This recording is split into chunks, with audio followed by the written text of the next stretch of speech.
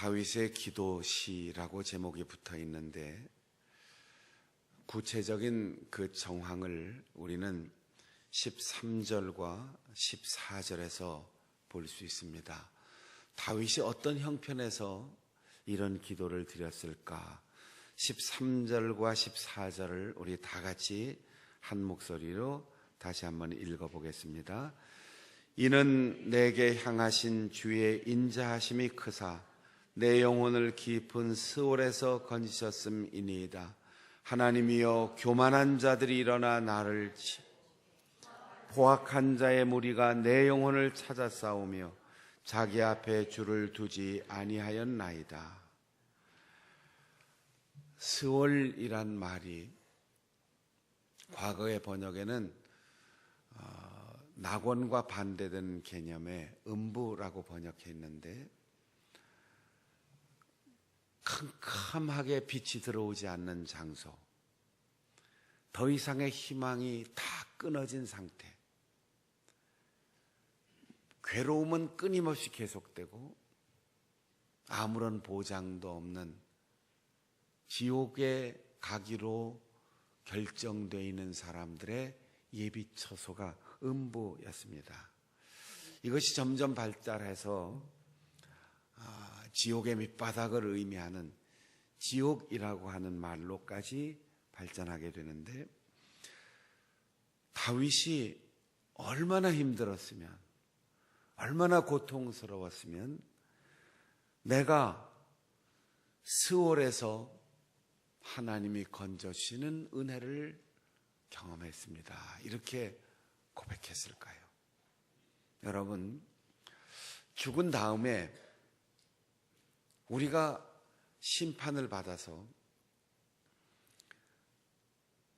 가장 부끄러운 부활에 참여해서 남들이 다 들림받아 영원한 새하늘과 새 땅에 들어가는데, 저 밑바닥이 보이지 않는 지옥 불구덩이로 들어간다라는 생각을 우리는 저 먼 후일 언젠가는 그렇게 생각할 수 있어요. 그런데 천국과 지옥은 마지막에 가는 게 아니고 지금 오늘 우리의 삶에서부터 경험하는 거예요. 관계가 깨어지고 죄의식이 내 속에 깊이 들어오고 아무리 애를 써도 하나님의 이름을 부를 수조차 없이 내 입이 딱 닫혀 있을 때, 우리는 내가 사는 삶의 현장에 혼자 있어도 지옥을 경험할 수 있고, 누군가와 마주 있는데 그 사람 때문에 내가 지옥과 같은 고통을 겪을 수 있고, 삼천리반도 금수강산 이 아름다운 땅에서 다른 사람들이 다 부러워하는 위치와 자리에 있으면서도 지옥을 경험할 수 있어요. 지옥은 죽은 다음에 가는 게 아니고, 관뚜껑 닫힌 다음에 가는 게 아니고, 주님 오시는 재림 이후에 가는 게 아니고, 오늘 내가 행복하지 않으면 오늘 지옥을 사는 거예요. 다윗은 죄의식과 그것 때문에 벌어지는 참혹한 일, 부하들과의 관계가 깨어지고 백성들의 신뢰가 무너지고 자식이 죽고 누구에게도 얼굴 들고 나갈 수 없는 그런 부끄러운 상태에서 지옥이 뭔지를 알게 되었어요. 그래서 조건 없이 하나님께서 자기를 용서해 주신 그 놀라우신 은혜를 경험하고 나서 단순히 나 죄 용서 받았습니다, 죄 문제 해결됐습니다, 기도했더니 용서의 확신이 왔습니다, 이게 아니었어요. 지옥 밑바닥에 떨어졌는데, 지옥과 같은 하루, 지옥과 같은 나날, 지옥과 같은 형편이었는데 하나님은 나를 건져주셨습니다. 그리고 14절에 보면 교만한 자들이 일어나 나를 치고 포악한 자의 무리가 내 영혼을 찾았습니다. 자기를 죽이려고 하고 자기를 모함하고 자기를 쫓아내는 그 가장 처절한 고난의 순간, 자기를 박해하는 사람들이 어떤 모습으로 박해하는지 자기 앞에 줄을 두지 아니하였나이다.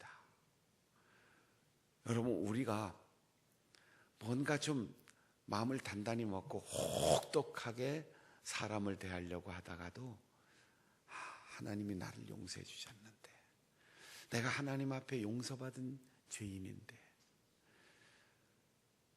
형제간에 다투고 형제간에 갈등이 생기고 깨지고 아파하고 그런 순간에도 어린 시절부터 우리가 함께 커왔는데 우리 아버지 어머니가 우리를 어떻게 길렀는데, 이 생각하면 용서 못할 일도 없고 마음이 모질어질 수가 없어요. 그런데 어쩌면 그렇게도 아버지의 아들이 아닌 것처럼, 어머니의 딸이 아닌 것처럼, 어릴 적 같은 고향에서 자란 친구가 아닌 것처럼 이렇게 달라질 수 있을까? 사람에 대해서 이런 생각이 들 때가 있어요.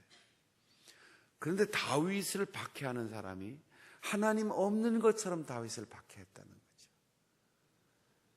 유대인이면서 히브리인이면서 율법을 누구보다도 줄줄 암송하고 날마다 제사하고 하나님의 이름을 입버릇처럼 숨쉬듯 말하는 사람들이 어쩌면 다윗을 억울하게 하고 다윗을 박해하고 다윗을 지옥 밑바닥까지 몰고 가는데, 그 사람들에게 하나님이 없는 것 같다라는 거죠. 우리가 모질어지고 갈등하고 잔인해지는 것은 하나님을 잊어버리기 때문이에요.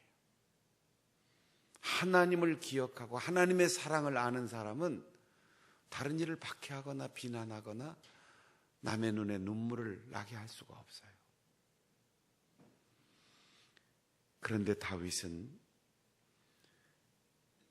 포악한 무리가 내 영혼을 찾아 싸우며 자기의 목숨을 찾는데, 그냥 당신은 잘못했습니다, 당신은 간음죄를 졌습니다, 당신은 나라를 잘못 다스렸습니다, 당신은 하나님의 율법을 어겼습니다, 이게 아니고 그의 목숨을 기어이 찾아내려고 하고, 하나님이 어디 있어?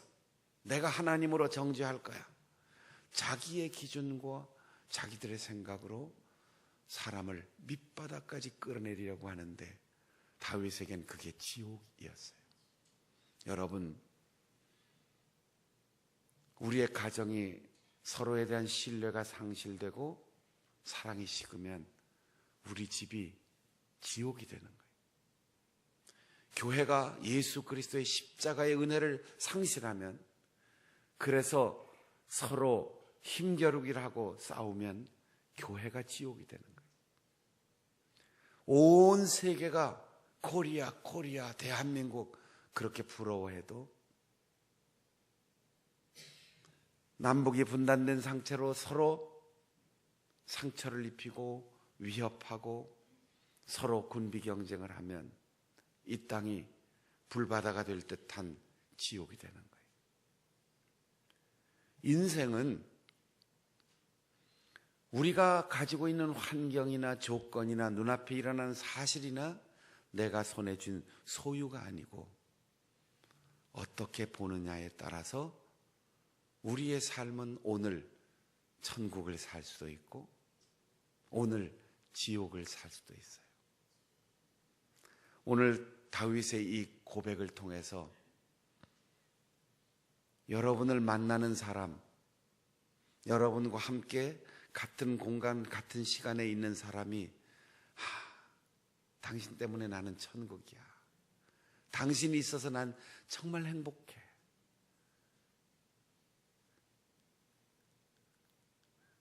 아무런 느낌도 없으신 것 같아요. 여러분 때문에 행복해서 여러분과 함께 한 사람이 만나든 한 시간을 만나든, 아니 교회 로비에서 눈빛으로만 스쳐 지나가도 당신 때문에 나는 행복해요. 당신 때문에 우리의 만남 속에 천국이 이루어집니다. 그렇게 천국을 만들어갈 수 있는 여러분들이 될 수 있기를 바랍니다. 거꾸로 말하면, 아이고, 그 사람 얼굴만 봐도 지옥이야. 그 사람 목소리만 들어도 지옥 밑바닥이 열리는 것 같아. 숨소리만 들어도 싫어. 이런 상대가 우리가 된다면 우리는 하나님의 자녀가 아니고 하늘 백성이 아니고 베드로가 사탄아 물러가라, 예수님께 책망을 받은 것처럼 마귀의 도구로 사용되는 거예요. 그런 뜻에서 우리 옆에 있는 분들에게 얘기해 줍시다. 당신 때문에 행복해요.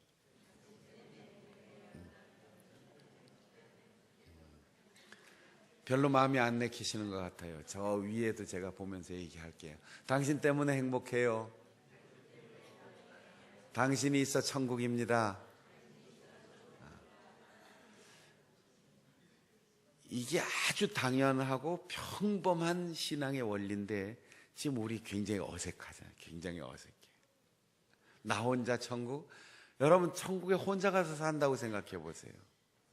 그게 행복일까요? 더불어 행복해야 천국입니다.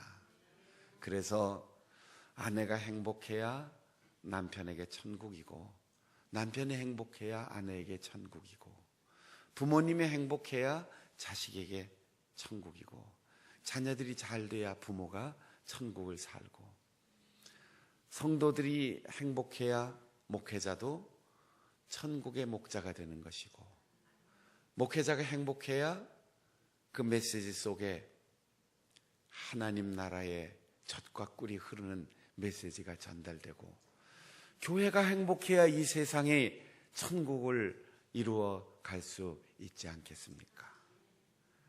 작든 크든 우리의 기억이나 관념 속에서가 아니고 구체적으로 나와 누군가의 만남 속에 당신과 나 사이에 예수님이 계셔서 천국을 이룰 수 있는 그런 천국의 건설자들이 될 수 있기를 바랍니다.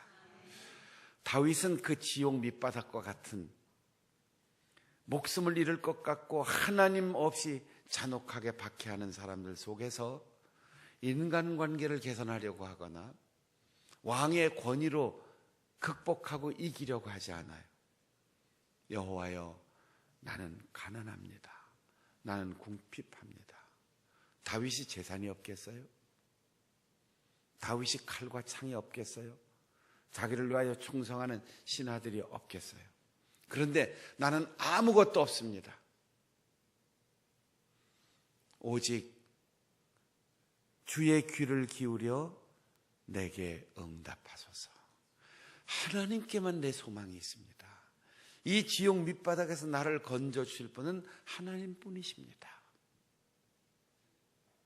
나는 경건하오니 내 영혼을 보존하소서. 경건이란 말은 하나님을 두려워한다는 거예요.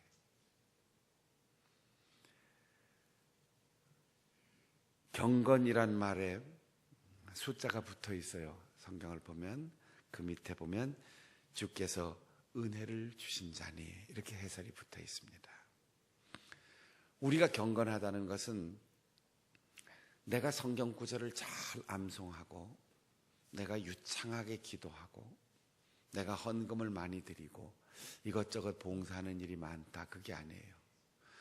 헌금을 많이 했으면 하나님이 많이 주셨기 때문입니다. 은혜를 깨닫고 하나님을 두려워하는 거예요.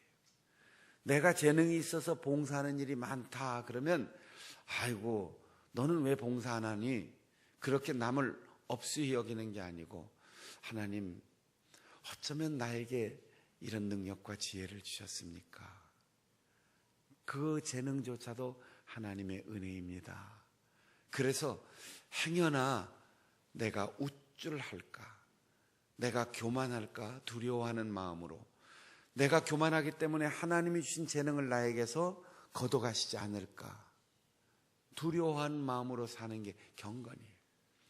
그러니까 경건은 모든 것이 하나님의 은혜임을 잊지 않고, 언제든 하나님은 우리의 목숨과 재능과 지혜와 시간 다 걷어갈 수 있는 주권자이심을 알고 두려워하는 것, 이게 경건입니다. 내가 남보다 많이 가졌다고 해도 아무것도 아니에요. 누가복음에 있는 어리석은 부자처럼 농사 잘 되고 돈 많이 벌고 창고를 넉넉히 지었고 예금 통장에 잔고가 넉넉하고 아무것도 부러울 것 없는데, 그때 하나님께서 어리석은 자야, 오늘 밤 내 영혼을 걷어가면 네가 그동안 애쓰고 노력하고 다 걷어놓고 모아놓은 것, 그건 누구의 것이 되겠느냐. 우리는 이렇게 대답할 수 있어요. 나 죽어도 자식들이 물려받아서 잘 살 테지요. 남겨놓으면 되지요. 그것 때문에 자식들 사이가 다 갈라지는 거예요. 그것 때문에 너무 많이 가졌기 때문에, 너무 많이 남겨줬기 때문에, 너무 특혜를 제공해 줬기 때문에 자식들이 삐뚤어지는 거예요.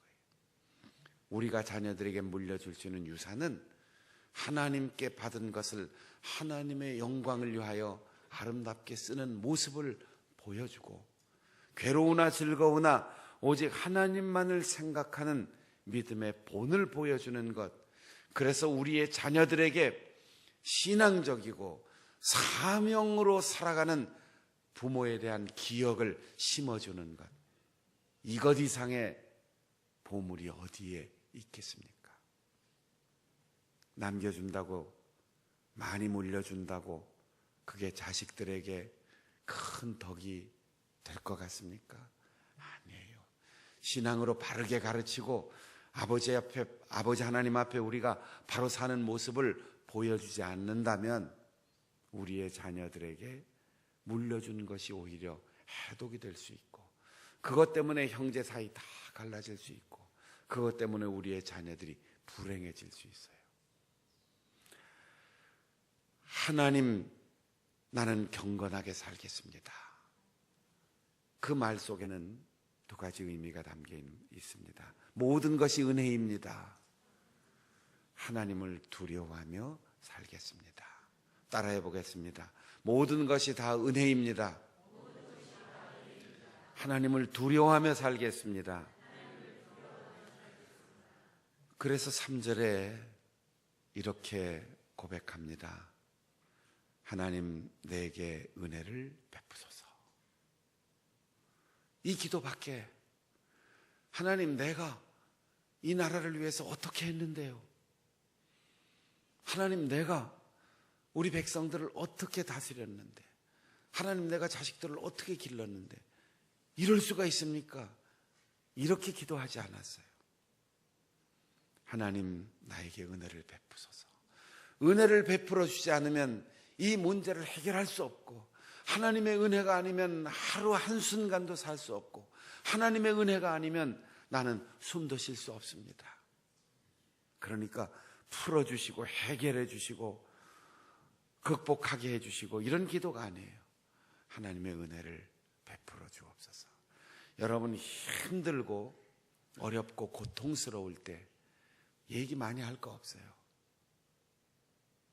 우리의 아이들이 엄마 이러면 끝이잖아요. 더 이상 뭐 얘기할 게 없잖아요. 하나님, 은혜가 필요합니다. 은혜를 베푸소서. 그 한마디면 하나님의 마음이 움직이고 내가 하나님 앞에 어떤 자세로 살아가는가를 하나님께 표현 다 할 수 있어요. 그래서 4절에 내 영혼이 주를 우러러봅니다. 하나님을 바라보는 시각은 이렇게 돼야 돼요. 근데 우리는 하나님과 맞상대하고 싶잖아요. 하나님, 내가 똑바로 하나님을 꽂아봅니다. 하나님을 내려 깔고 봅니다. 내 마음대로 해주시고 내 뜻대로 해주시고 나에게 맞춰주시옵소서. 여러분, 겸손이란 말은 자신을 낮춘다는 뜻이에요. 겸손한 사람을 사람도 좋아해요. 교만한 사람 누가 좋아합니까? 뻣뻣하고 고집스럽고 자기 주장이 강하고 남의 말에 귀를 기울여 주지 않고 자기 말만 하는 사람을 누가 좋아합니까? 당신의 말을 내가 들을 준비가 되어 있습니다. 자세를 낮추고 그래요. 예, 고개를 끄덕이고 들어주는 사람이 좋은 사람이잖아요. 하나님은 하나님 앞에 낮아지고 하나님을 우러러 보면서 은혜를 베푸소서라고 기도하는 사람을 좋아해요. 그래서 하나님은 겸손한 자를 찾고 교만한 자를 물리치신다고 했습니다. 예배당 구조가 이렇게 됐으니까 위에서 이렇게 내려다 봐도 괜찮아요. 그건 괜찮아요. 그러나 마음의 눈은 항상 하나님을 우러러 봐야 되고, 마음의 눈은 언제나 나와 만나는 사람을 올려다보면서 자신을 낮춰야 되고, 우리 스스로가 무릎을 꿇는 심정으로 하나님 앞에 은혜를 내려주셔서 이렇게 기도해야 됩니다. 그래서 내 영혼이 주를 우러러 보나이다. 모든 기도가 일관되게 하나님을 우러러 본다고 표현되어 있어요. 따라해 보겠습니다. 내 영혼이 하나님을 우러러 보나이다. 은혜를 내려주옵소서. 그래서 12절에는 이렇게 말합니다. 나의 하나님, 내가 전심으로 주를 찬송하고 영원히 주의 이름의 영광을 돌리겠습니다. 여러분, 행복이라는 게 뭐예요? 만족하고 감사하는 거예요. 만족이 어디서 옵니까? 더 바라는 게 없으면 그래요. 우리가 만족할 줄 모르면 늘 불행해요. 여러분들이 왜 부지런히 백화점도 가고 마트도 가고 쇼핑하고 뭐 때문에 가지요? 돈 쓰기 위해서 가는 게 아니고 뭔가 더 원하는 게 있어서 가는 거죠. 집에 가서 냉장고 열어보면 아이고 냉동시켜 놓고 지금 1년도 넘은 것도 있고 2년도 넘은 것도 있고 그런데도 먹을 게 없어 또 사러 가자. 옷장 열어보면은 떨어진 옷 하나도 없고 그냥 1년, 2년, 3년 쌓아놓았는데 입을 게 없어. 그리고 날이 추워지면 또 어디론가 가고 싶어요. 이 만족이 없어서 그래요. 그런데 남편이 아이고 계절 바뀌었는데 옷 한 벌 사 입지. 아니 있는 것도 많아. 그럼 만족한 거예요. 근데 옷장에 빽빽해도 입을 게 없네 이러면 불행한 거죠. 근데 하나님 앞에 전심으로 찬양합니다. 이 말은 그냥 입술로 노래하는 게 아니고 하나님 정말 감사합니다. 혼란하고 갈등이 많은 것 같지만 그래도 저 평양에 사는 것보다 우리는 행복해요. 우리 한국교회 원로 목사님이 존경받는 목사님이 아주 오래전에 그 북한하고 교류하면서 북한을 도와주는 운동을 계속해 왔는데 그쪽에서 이렇게 묻더랍니다. 그 목사님 남조선에서 자꾸 민주화 하는데 그 민주화가 뭡니까? 그래서 이분이 아주 간단하게 대답했대요. 국민의 힘으로 대통령도 끌어내릴 수 있는 나라, 그게 민주화입니다. 그랬더니 얼굴이 확 굳어지더니 다시는 만날 때 뭔 체제, 뭔 정치 이런 얘기를 북한에 다시는 묻질 않더라는 거예요. 그게 우리가 지금 불행한 사태 앞에서 온 국민이 힘들어하고 찬반 논란이 심하고 하야해야 된다, 탄핵해야 된다, 아니다, 혼란이 온다 그러는데 이게 우리나라가 좋은 나라니까 그런 얘기도 하지요. 북한에서 그랬다면 전부 뭐 100만 명이 모였든 150만 명이 모였든 전부 다 이제 죽음으로 가는 건데 촛불 들고 축제하도 왔다 갔다 하는 이 나라가 정말 좋은 나라고, 국회에서든 법원에서든 그런 얘기를 할 수 있는 나라에 우리 사는 게 행복한 나라예요. 우리가 경제적으로 어렵고 힘들다 그러지만 아직도 해외에 나가보면 정말 한 달에 5만 원, 10만 원 우리 돈으로 이것도 없어서 엄마 품에 안겨서, 지금도 우리가 예배드리는 이 순간에 착각 시계 가는 소리에 지구상에서 3명씩 아이들이 죽어가요. 왜 죽는 줄 알아요? 병 때문이 아니고 먹을 게 없어서.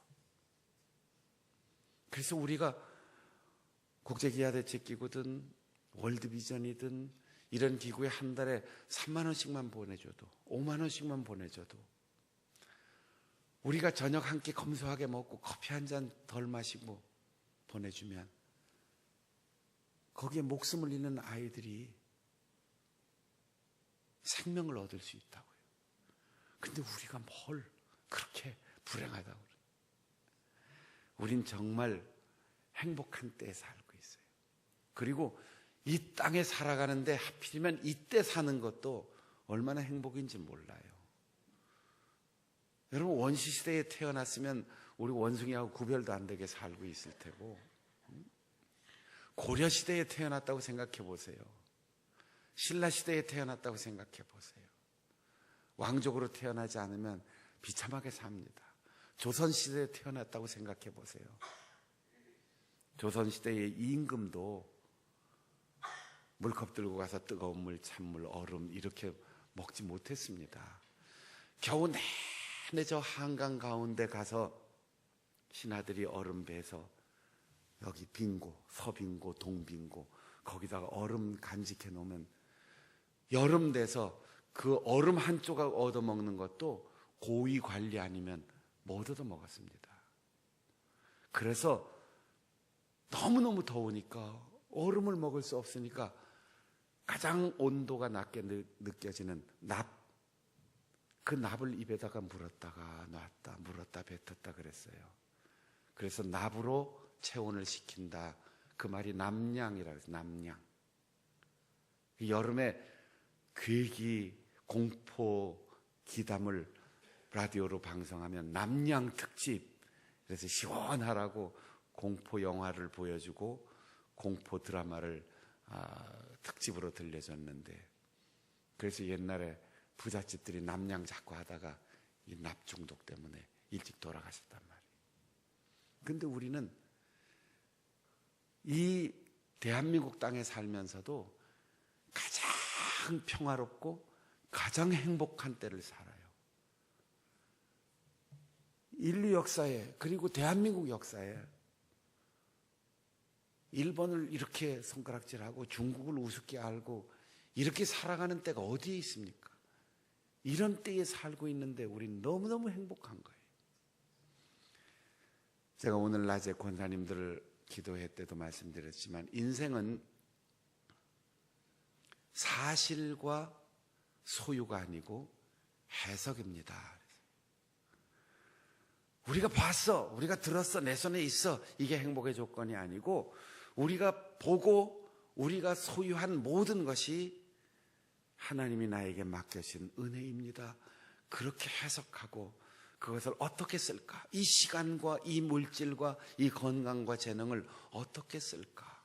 하나님이 나를 귀하게 여기시고 하나님이 나를 믿음직하게 여기셔서 나를 오늘도 쓰고 계십니다.